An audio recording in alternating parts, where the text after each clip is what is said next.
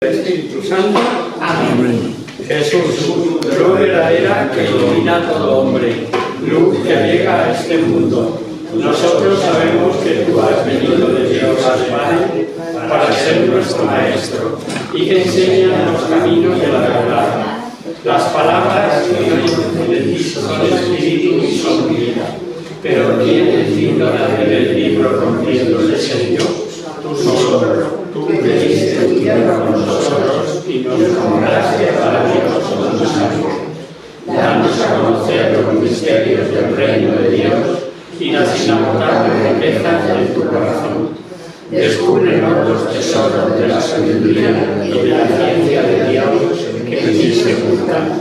Haz que tu palabra penetre nuestras almas, guíe por nuestros pasos, ilumine nuestra senda, hasta que amanezca el día y se disipen las tinieblas. Tú que vives y reinas por los siglos de los siglos. Amén. Muy bien, pues bienvenidos todos. Es una alegría volvernos a encontrar. El Señor hace la misericordia de concedernos un año más. Bueno, pues Él sabrá por qué. Bueno, nosotros también lo sabemos. Nuestra misión es evangelizar, dar a conocer su palabra, y este es el sentido de fe católica. Por eso estamos aquí, porque si no, pues nos estaríamos tomando por ahí un cafetito con unas porras o algo, y en vez de eso, pues nos hemos venido aquí justamente porque el Señor nos llama. El Señor quiere hacer uso de nuestras propias y pequeñas personas para seguir dando a conocer su obra, dar a conocer su palabra. Nos quedamos en el final del capítulo 5 ya, la semana pasada, del año pasado, y el Hijo es la revelación única y definitiva de Dios en su esfuerzo a favor de los hombres. Es la revelación única del Hijo, pero eso no exime al hombre, una vez conocida esta revelación, no nos exime del más mínimo esfuerzo a favor de los hombres, a tomar su propia y libre decisión, y así se alcanza la vida cuando se acepta al Hijo. O sea que esa es nuestra misión, ese es nuestro porqué. Si el hombre se cierra al Hijo, se cierra al Padre e incurre en juicio, o dicho de otra manera, al rechazar a Dios encarnado, nos autoexcluimos de la salvación. El hombre se condena él solito. Pues Jesús, como dice el propio Juan, no ha venido a juzgar al mundo.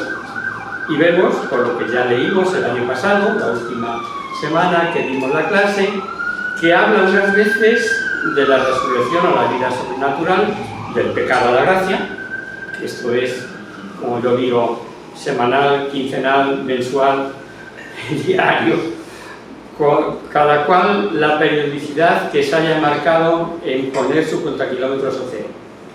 Porque esto es así. El sacramento de la penitencia no es un jabón para lavar las manchas, sino otra fuente de gracia. Por tanto, el acudir a la confesión es una gracia más.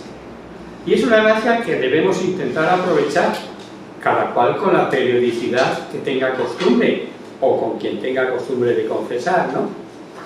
Porque, pues, como os decía, esto es obra del Padre y del Hijo. Y el Padre es Dios y el Hijo es Dios. Resurrección espiritual para quienes oigan la voz de Jesucristo, que tiene la vida misma en sí mismo como el Padre. Y en ese pasaje donde nos habíamos quedado, vamos a seguir leyendo, es en el capítulo 5, y vamos a leer ahora del 30 al 37. Este pasaje habla de la resurrección de los muertos, unos a vida eterna, otros a eterna condenación. Y toda esta revelación está avalada por el Padre. Él oye y Él hace cuanto el Padre dispone. Empezamos leyendo. Si yo diera testimonio, del 5:30.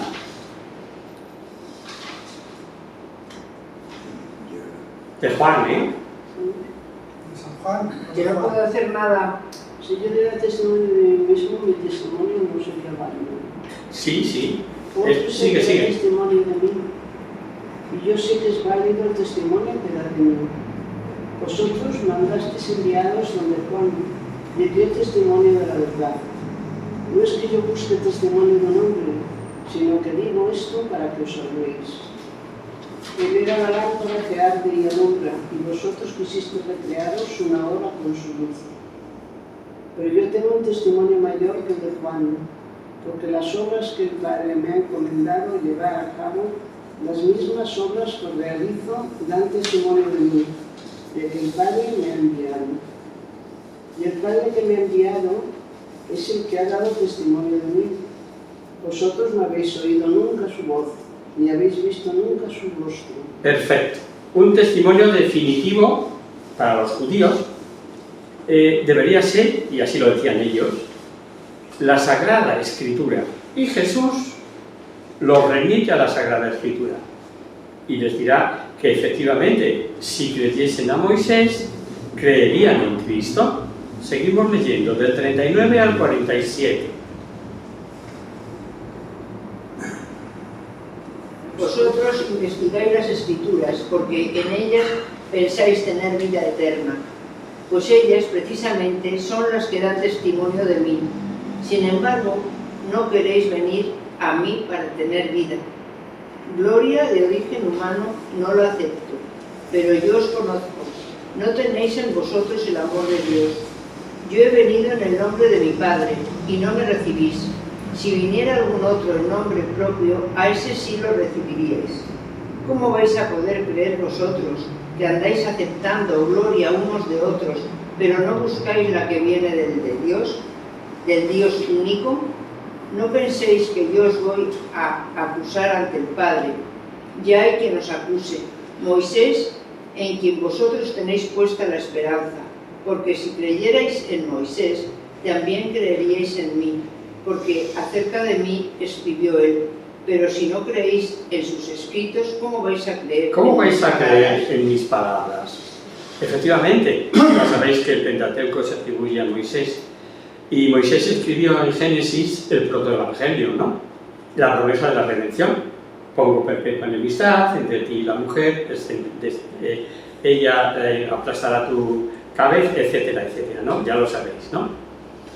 En el capítulo 12, y también en Génesis, dirá que de la descendencia de Abraham vendría la bendición de todo el linaje humano, y que vendrá ya más concretamente por Judá, de quien no desaparecerá el cetro, también lo dice Génesis.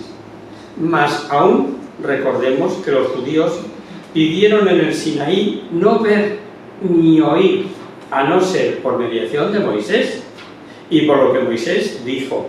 Recordemos, Deuteronomio, o mejor leo yo, para que no andéis buscando, pero sí podéis tomar nota de la cita. Deuteronomio 18, del 16 al 19, dice ahí: precisamente, como a Yahvé tu Dios pediste en Horeb el día de la asamblea diciendo que no oiga yo la voz de Yahvé mi Dios y no vea este gran fuego para no morir. Entonces me dijo Yahvé: dicen bien hablando así, yo les suscitaré de en medio de sus hermanos un profeta como tú. Pondré en su boca mis palabras y él les comunicará cuanto yo le mande. A quien no escuchare las palabras de él, dirá en mi nombre, yo le pediré cuenta.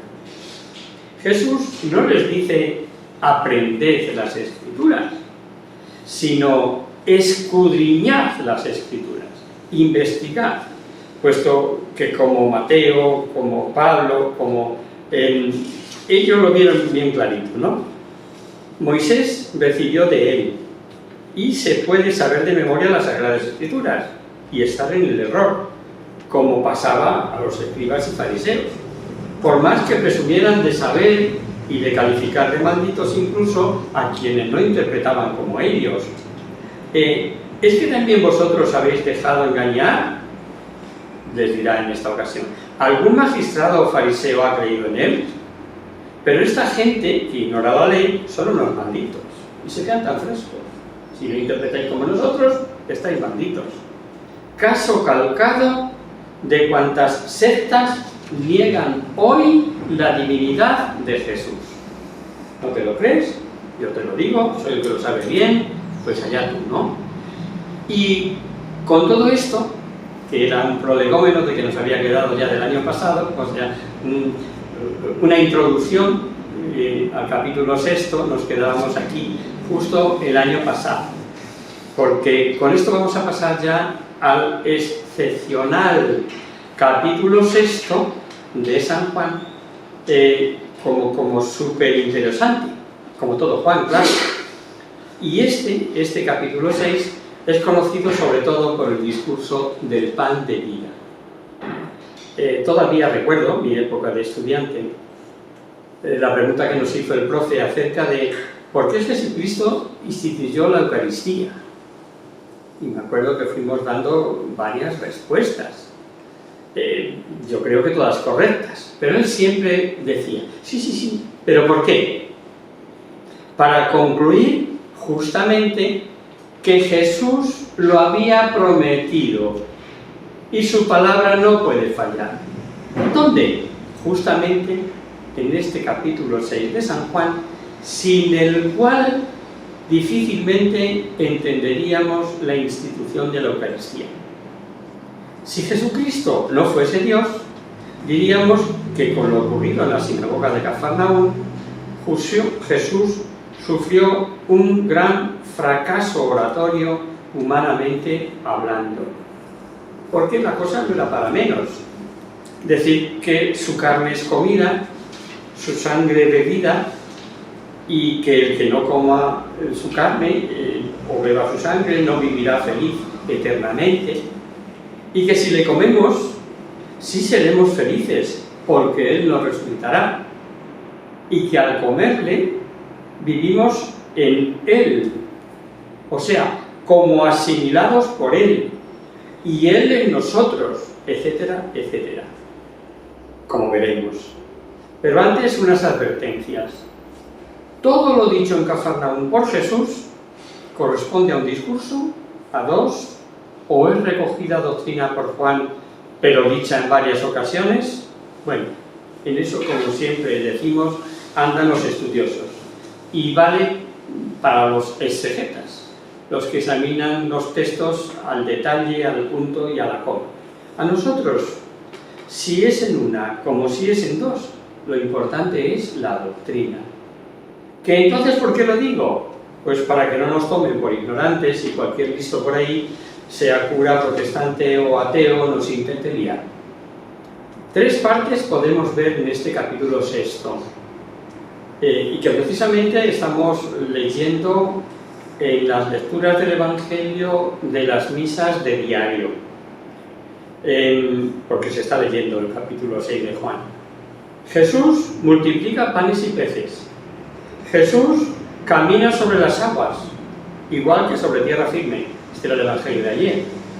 Y Jesús, en la sinagoga de Cafarnaúm, revela la gran verdad de que su cuerpo es alimento imprescindible, sin que esta verdad sufra ni un ápice, aunque parte del discurso, la primera, se presente Jesús como pan de vida, que ha de ser asimilado por la fe, y en la segunda parte del discurso se presentará como pan de vida que ha de ser recibido eucarísticamente, o sea, comido para mantener la vida. Claro que todo el discurso se puede interpretar en la perspectiva sacramental, pero no todo en la perspectiva de metáfora. ¿A qué me refiero? Que entendiéramos esto como manducación de Cristo por la fe. No es verdad. Así como el aval del discurso eucarístico es la tradición, amén de la claridad del texto, sobre todo del versículo 51 en adelante, pues tenemos a San Justino, San Irineo, San Juan Crisóstomo, San Ignacio de Antioquía, etcétera, etcétera. Pero repito, nada quita que la parte primera, por ejemplo, analizando, porque el pan de Dios es el que baja del cielo y el que da vida al mundo. Dijéronle pues ellos: danos siempre ese pan. Se refiere a creer en él como a la sed que sufrió la samaritana no procede, pero de separar esta doctrina sería fe hasta el versículo 47 y de ahí en adelante al final real. O sea, que la fe es un alimento, claro. Que hay que reconocer este alimento, lo da el Hijo del Hombre que bajó del cielo, pues sí. Ya dijo que la obra de Dios, o sea, el reconocer al Hijo único de Dios, la obra básica de Dios, exige de ellos el que crean. Dirá, la obra de Dios es que creáis en aquel que me ha enviado. Los católicos sabemos, y la Iglesia proclama, que el discurso de Cafarnaúm es claro. Sin duda revela la Eucaristía, lo que hace a toda la revelación eucarística. Y pronto veréis con qué claridad sale de las palabras recogidas por Juan. Perdonad lo extenso de esta introducción a este capítulo 6, pero es que en estos tiempos hay que tener ideas muy claras para que nadie nos perturbe en nuestra fe o nos haga sufrir. Decía, esto fue un recuerdo de mi época joven en Usera, decía una monja de un barrio periférico de Madrid a un pastor bautista, tras discutir largamente sobre este capítulo 6 de Juan: mire usted, le decía la monja, cuando nos muramos los dos y veamos la verdad, si fuese la suya, a mí solo puede decirme Jesús que exagerada eras. Pensabas que mi amor llegaba tanto como para darme yo mismo en alimento, como una madre da de sí misma a su hijo bebé. Esto me podría decir el Señor. Pero si usted es quien interpreta bien esta doctrina, en la Iglesia Católica le dirá a Jesús: qué desagradecido eres, pero qué poco me conoces. ¿No eras capaz de suponer que yo amase tanto? Son palabras que se me quedaron grabadas, porque es una contestación tumbativa. Que yo como católico puedo estar exagerando en favor de, confiando en la misericordia de Dios llega tanto. Bueno, pues lo único que voy a decir es que cortito eras, es que esto no lo llegaste a entender.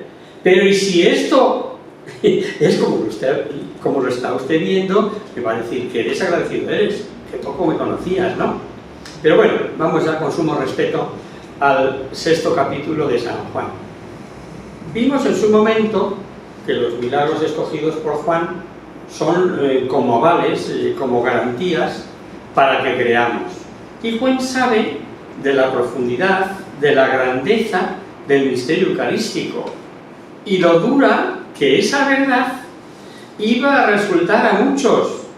Y por eso, aunque Juan no repite, salvo la pasión, nada de los sinópticos, al llegar aquí sí va a repetir Juan 2 milagros que han narrado los sinópticos. Más aún, el primero de los milagros es narrado por los 3, por Mateo, por Marcos y por Lucas. Y eso está claro, es por algo, ¿no? El primero es la multiplicación de los panes y de los peces. Vamos a leerlo. Está en... ¿dónde estábamos? En el capítulo 6, del 1 al 15. Una cosa es que lo repitan de ellos, pero ahora leemos Juan.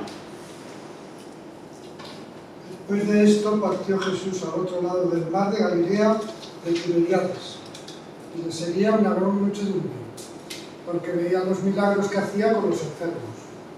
Subió Jesús al monte y se sentó con sus discípulos.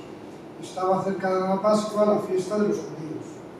Levantando pues los ojos Jesús y contemplando la gran muchedumbre que venía a él, dijo a Felipe: ¿dónde compraremos pan para dar de comer a estos? Esto lo decía para probarlo, porque él bien sabía lo que había de hacer. Contestó Felipe: 200 denarios de pan no bastan para que cada uno reciba un pedacito. Díjole uno de sus discípulos, Andrés: el hermano de Simón Pedro: hay aquí un muchacho que tiene 5 panes de cebada y 2 peces, pero esto, ¿qué es para tantos? Díjole Jesús: mandad que se acomoden. Había en aquel sitio mucha hierba verde. Se acomodaron pues los hombres en números de unos 5.000.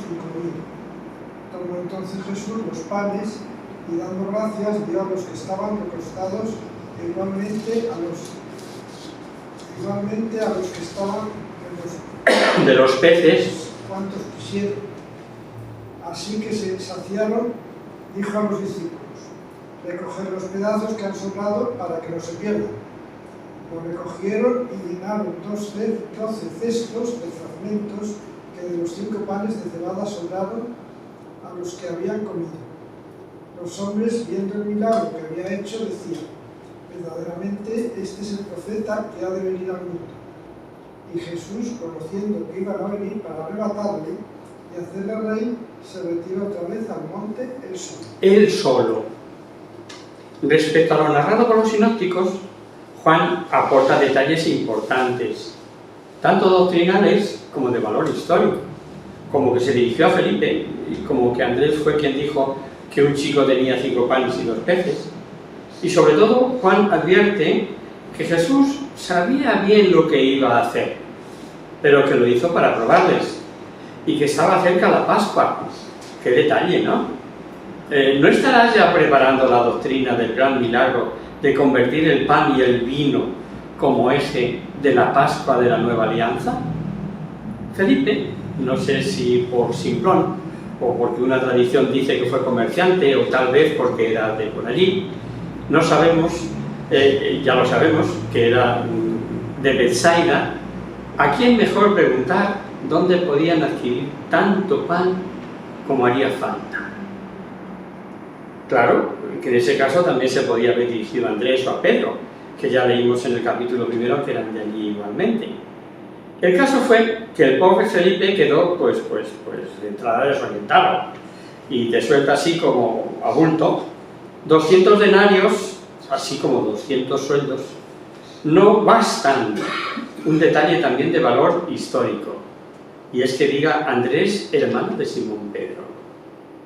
Si lo narrara alguien que lo vivió, vale, pero si el Evangelio, como apuntan los detractores, claro, fue hecho por la primitiva comunidad con fines catequéticos, ¿a qué viene esto de decir que era hermano de Pedro? Pues sobra aquí. Y veréis que Dios suele, para que la fe sea más pura, llegar al no va más de la imposibilidad de cualquier acción de tejas abajo. Y para que el milagro no ofrezca duda, desde cuando revela que Abraham será padre en el Antiguo Testamento, cuando su mujer es además estéril, anciana, hasta cuando fue a resucitar un muerto permaneciendo en Perea donde estaba, hasta que estaba podrido cuando llegó. En fin, hay un sinfín de testimonios de Dios que pone más difícil la fe. Así, cuando está patente la imposibilidad de dar de comida a 5.000 hombres, más mujeres y críos, que no entran en este recuento, es cuando prueba a los suyos. ¿Os acordáis? Un padre, Jairo, corre para llevarse a Jesús a su casa, porque tiene una hija muy enferma, y mira por dónde. Permite que una mujer, la hemorroísa, jorobe la prisa y pierda tiempo Jesús. Así cuando llegó ya estaba muerta. Vamos, cuando ya llega no hay remedio. Aparente. Los números ya sabéis que en Biblia, la mayoría de las veces, no han de tomarse en su valor normal. Pero aquí sí podemos tomarlo. No extraña que fueran esos 5.000 más o menos.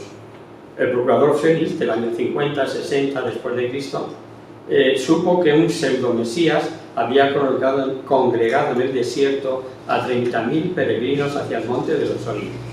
Bueno, por respeto religioso, los judíos recogían siempre el pan sobrante, símbolo de todo alimento que da Dios. Respeto de pan sobrante que algunos antiguos conoceríais como yo. de nuestros antiguos. Y no solo recoger el pan sobrante, sino recoger el pan del suelo si había caído boca arriba. O sea, era tal el respeto que nuestros mayores tenían acerca del pan. Y por otro lado, la Constitución Apostólica ordena igualmente a los diáconos guardar la Eucaristía cuando todos han comulgado. ¿A qué no os habéis dado cuenta al escuchar la narración del milagro de que Juan dice que los pedazos sobrantes eran de los 5 panes? De los 5 panes recogieron 12 cestos de fragmento de los 5 panes. O sea, no muchos panes distintos, y por ello hubo sobrante. Del mismo pan inicial comieron todos. Comieron todos de estos 5 panes iniciales. O sea, no muchos panes distintos, y que por eso sobró, sino del mismo pan.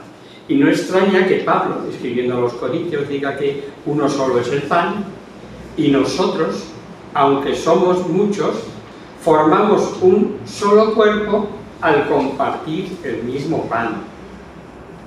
Estos son los regalos que nos hace el Señor en su lectura de la Escritura de manera concordada. Cuando intentamos enlazar unos textos con otros, nos declaran toda la verdad. El resultado, el normal, querían hacer el rey. Menuda intendencia. Dice, seguimos leyendo, en el 14:15 de este capítulo 6. Cuando vieron los hombres la señal que Jesús había realizado, decían: este es realmente el profeta que iba a venir al mundo. Entonces Jesús, conociendo que pretendían llegarse a él para llevárselo a la fuerza y proclamarle rey, de nuevo se retiró al monte él solo. Él solo, como decíamos antes, ¿no? Además, había la creencia de que el Mesías, aun naciendo en Belén, se manifestaría en el desierto, y como Moisés, provocaría lluvia de maná, y Jesús se escabulló. El segundo milagro que repite Juan es el que Jesús se fue hacia la barca andando sobre las aguas. Leamos, del 16 al 21.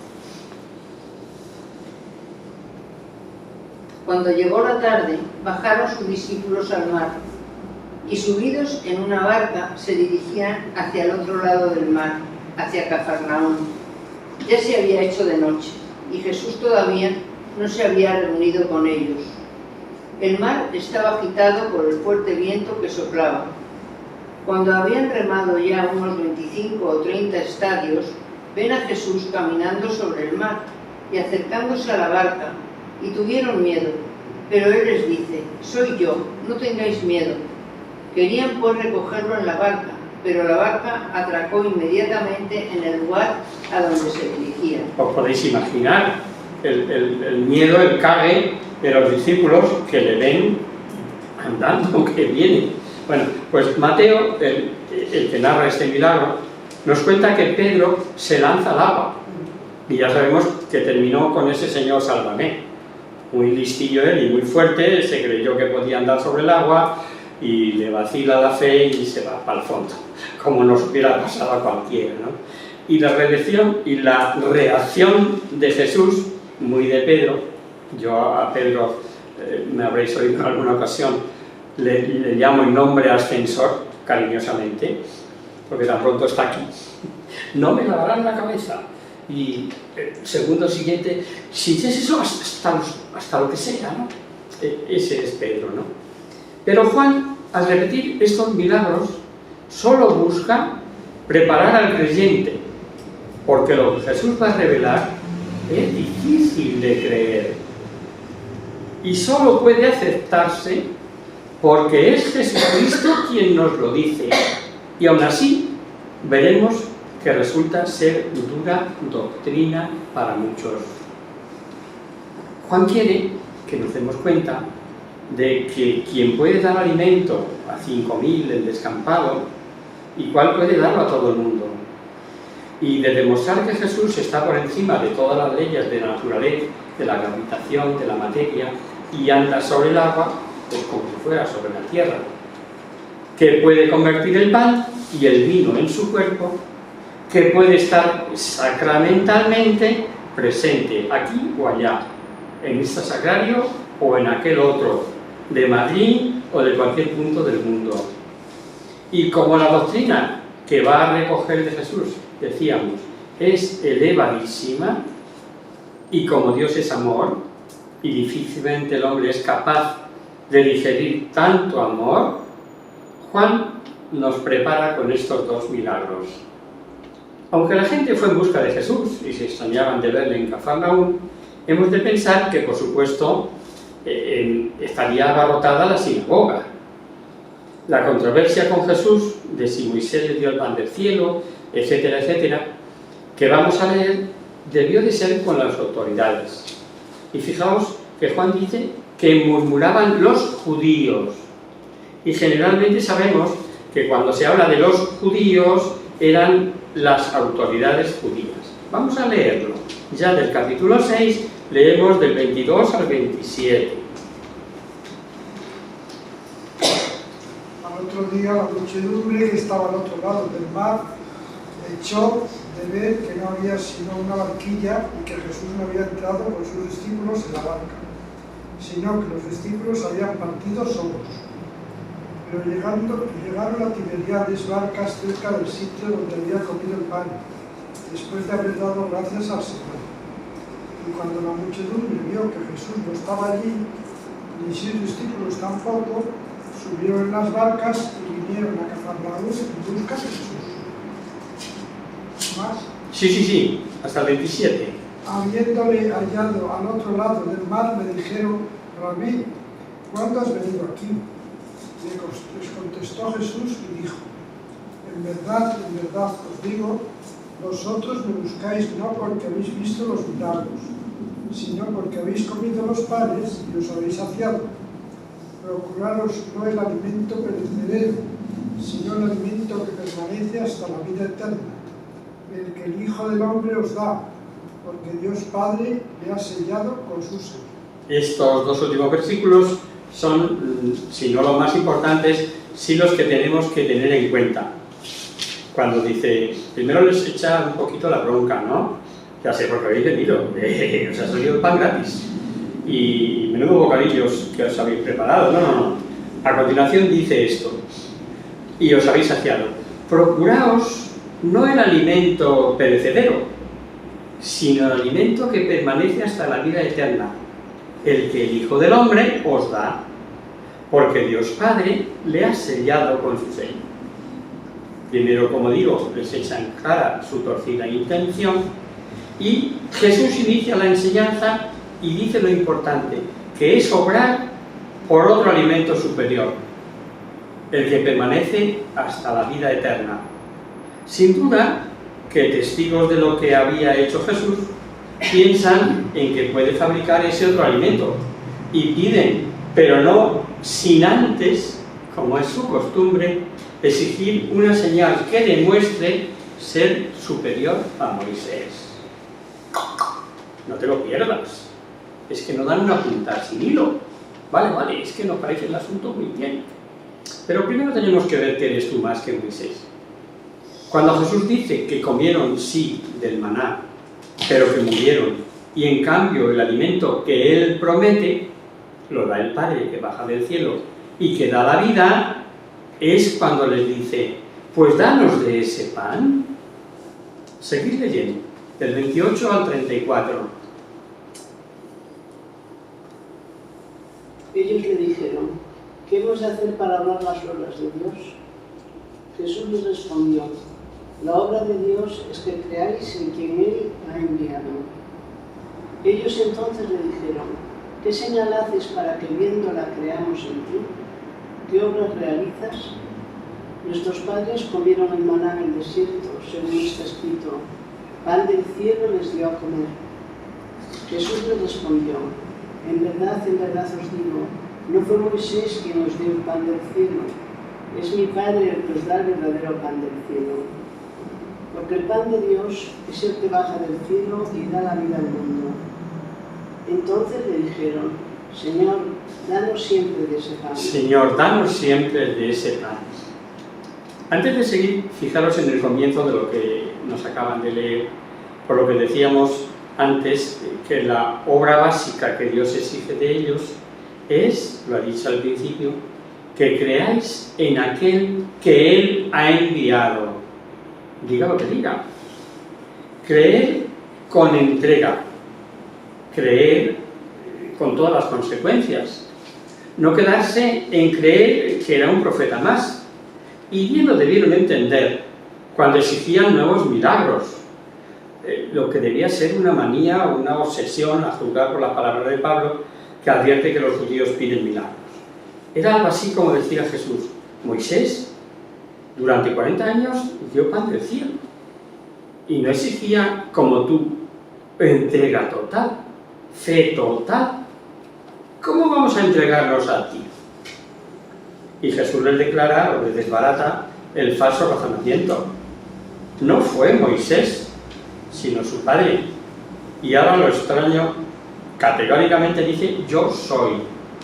Y además, la revelación que pocos creen: es el único que puede saciar toda hambre, toda sed. Dice en el 35, que lo hemos dejado adrede. Les contestó Jesús. O leo. Y les contestó Jesús: yo soy el pan de vida. El que venga a mí no tendrá hambre, y el que cree en mí no tendrá nunca sed. Perfecto. Hasta ahí, está ahí. Yo soy el pan de vida.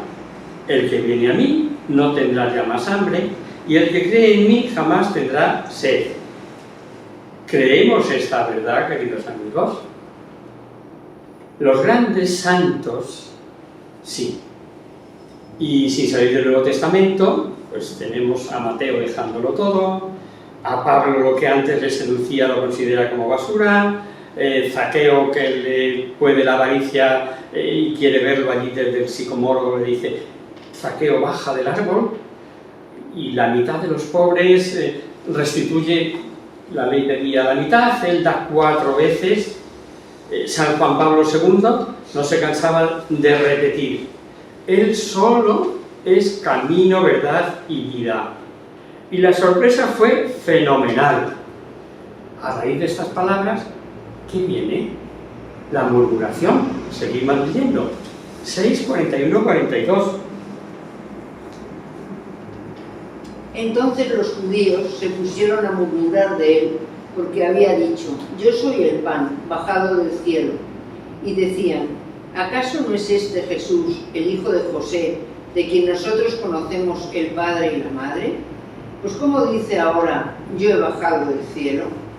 No querían aceptar más que lo que veían con sus propios ojos. El hombre de Nazaret, hijo de José, y para que veáis que los ojos son fieles, ni era de José, ni era de Nazaret. ¿Cuántos como ellos hoy, al no ver en la hostia consagrada más que un poco de pan, según apariencias, y no ven el Redentor vivo y verdadero? Siempre repetiremos que la fe es un misterio. Y ahí tenéis lo que Jesús dijo. 6:44. Nadie puede venir a mí si el Padre que me envió no lo atrae, y yo lo resucitaré en el último día. Es un misterio. Hasta ahí, espera, luego seguimos. Es un misterio. Los ojos del alma necesitan, como los del cuerpo, luz y voluntad. La luz no puedes dársela tú. La voluntad, para mantenerlos abiertos, sí es problema tuyo. Si no tienes luz, aun queriendo ver, no ves.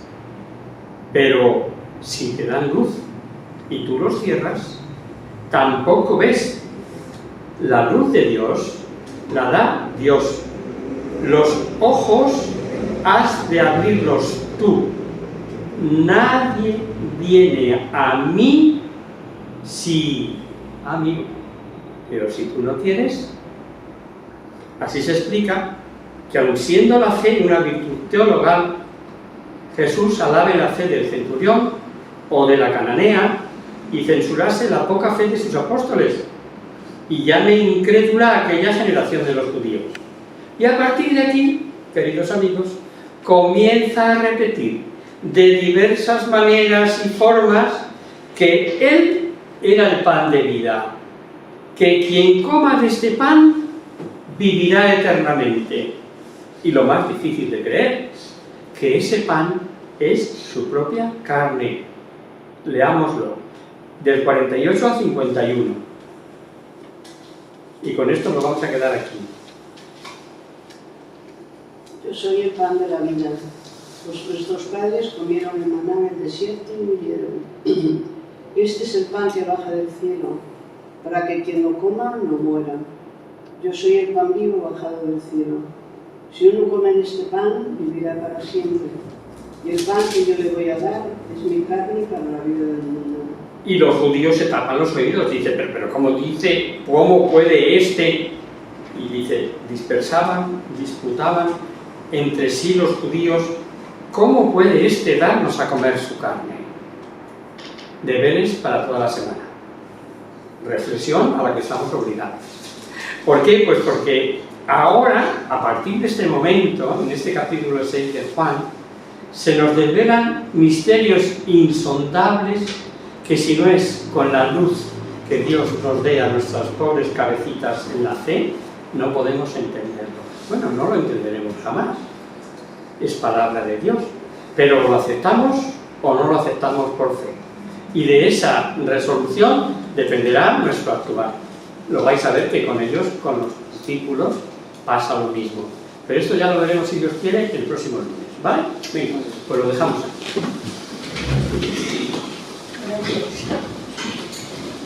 Rezamos a la Virgen. En el nombre del Padre, del Hijo y del Espíritu Santo. Amén. Virgen, bella como la luna, delicia del cielo, en cuyo rostro se miran los santos, se contemplan los ángeles. Haz que nosotros, tus hijos, nos parezcamos a ti, y que nuestras almas reciban un rayo de esta belleza tuya, que no decae con los años, sino que brilla de eternidad. María, sol del cielo, despierta tú la vida donde haya muerte, e ilumina los espíritus en que haya tinieblas, reflejándote en el rostro de tus hijos, concédenos un destello de tu luz y tu fervor. María, poderosa como un ejército, concede a nuestra vida la victoria. Somos tan débiles, y nuestro enemigo se desobedece que manda los estragos, mas con tu bandera nos sentimos seguros de vencerlo.